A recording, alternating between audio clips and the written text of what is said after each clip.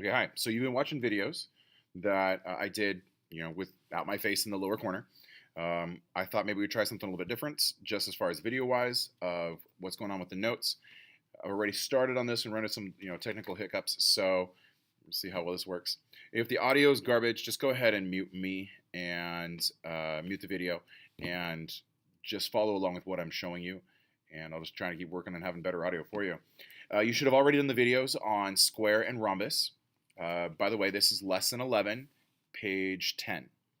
And in the videos before this, we're on square and rhombus. So we talked about how you can have right angles. I didn't add information to this rhombus. I'm going to finish that one and then catch you up on what I did over here. So for example, in a rhombus, the diagonals meet and they cross at right angles. Rhombuses, and squares are very similarly related. The only difference is that rhombuses don't have right angles here and here and here. In a rectangle, we have four sides. Opposite sides are equal, so that's why there's one spike and one spike. Opposite sides are equal, but they're not the same value. They're different in length, otherwise there would be a square. So opposite side the same. Opposite over here from this one, those two are the same. They get one spike and two spikes. These are meant to be little corners like boxes because in a rectangle, the corners are 90 degrees. And then we drew this line that represents a diagonal.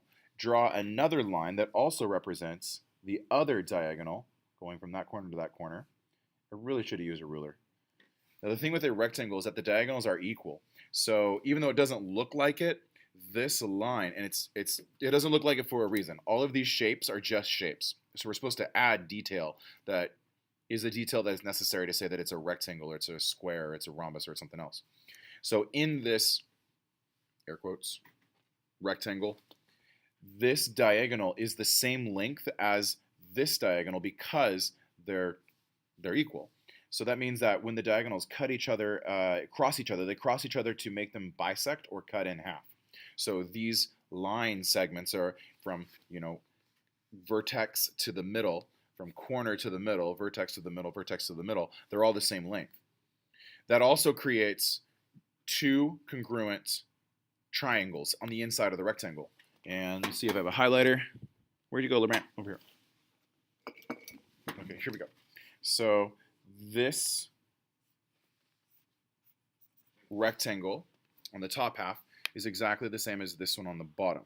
That's one of the things that we get because we have a rectangle. And these two rectangles are the same. So the interesting thing about these two rectangles, the ones that are orange, ones that are green, is that the angles add up to 90. But even like this angle right here on the inside of the green rectangle is the same as this angle on the inside of the green rectangle. And so all of these inside angles are equal. Across the top, those angles are the same because they're vertical angles. When you have two lines that cross, then the way they cross makes 90, or not 90, they make congruent angles. These angles are the same. And then in the orange triangles, top and bottom, because these two sides are the same, these are isosceles. So this angle is the same as this angle, and it's also the same as those two. We get a lot of detail specifically for free because of that relationship. I think I missed it when I was up here, and I really like the use of colors, so I'm going to use them. This angle is 45 degrees and 45 degrees and 45 degrees. It's a square. So all of the small angles that are created are all 45 degrees.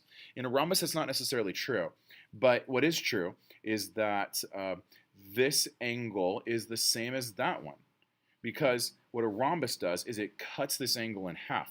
It doesn't have to make two 45-degree angles, but it has to make two equal angles. Think of like a diamond shape, right? Where am I at here on the screen? Think of like a diamond. That didn't work. Think of a diamond shape. You don't have to have a 90-degree right there, but when you draw the line, this side and this side are both the same, and that's what's happening in a rhombus. Okay, we're going to go more generic. We're going to talk about a parallelogram. Thanks, Brianna. In a parallelogram, these opposite sides, they're equal. These sides, they're equal. They're parallel. Actually, that's true here as well. Parallel. arrows make parallel, arrowheads make parallel. The thing with a parallelogram is that some of this detail, like the right angles, you don't get that. So you get the fact that you have diagonals, and you get that they bisect each other. We've already used one spike. Let's put 3 spikes. I can't use 1 spike. I can't use 2 spikes because this side is probably different than any of the other spikes I've drawn. So I'm up to 3 spikes now. And 1, 2, 3, 4, 1, 2, 3, 4. Just to let you know that this line is the same as this one. So they get 4 spikes on either marking. This line is the same as this one. So they get 3 spikes. So they're not the same as the other ones. What else do we get? The angles in the middle. Vertical angles happen, so those angles are congruent, and those angles are congruent. We don't know, specifically, we don't know if these corners are 90 degrees. If they are, we'd have a rectangle. We don't have an isosceles triangle because sides are the same. We do have 2 congruent triangles, so there's this triangle, and it's congruent to this one. It's just like it flipped. Spun around. And then we have this triangle that's congruent to that one. So those are the same. So we kind of have that matching up. There may be some other things about this parallelogram that we can talk about, but markings, notation, and there you go. I got 2 more. Let's do trapezoid. And isosceles trapezoid, maybe? Okay, in a trapezoid, there's 1 pair of parallel sides.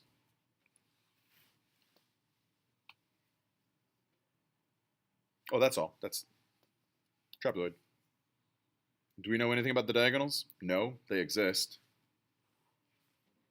I'm not going to add any markings on there. It's pointless. They don't bisect each other necessarily. They are what they are. So isosceles trapezoid, 1 pair parallel sides.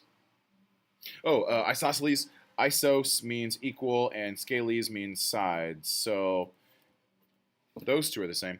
The way it's drawn kind of looks like a parallelogram, but you could think of it, instead of being angled like this, base angle there, that it's angled more like this. Get rid of that. So we have a shape that looks like, highlight it, that looks like this. Yeah, that's an isosceles trapezoid. Drawn better than the diagram actually draws it when I gave it to you on the paper, because we got rid of this section over here. Okay, there are diagonals. It's kind of tough to show the notation. I can show it this way.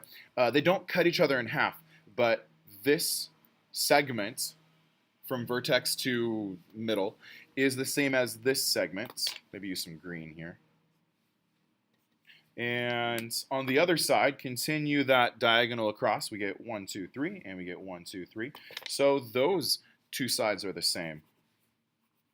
Really, I guess that only makes 1 pair of equal. Thanks, Brianna. Makes only 1 pair of congruent triangles. So side, side, side says that this triangle is the same as side, side, side, this other triangle, by side, side, side. Okay.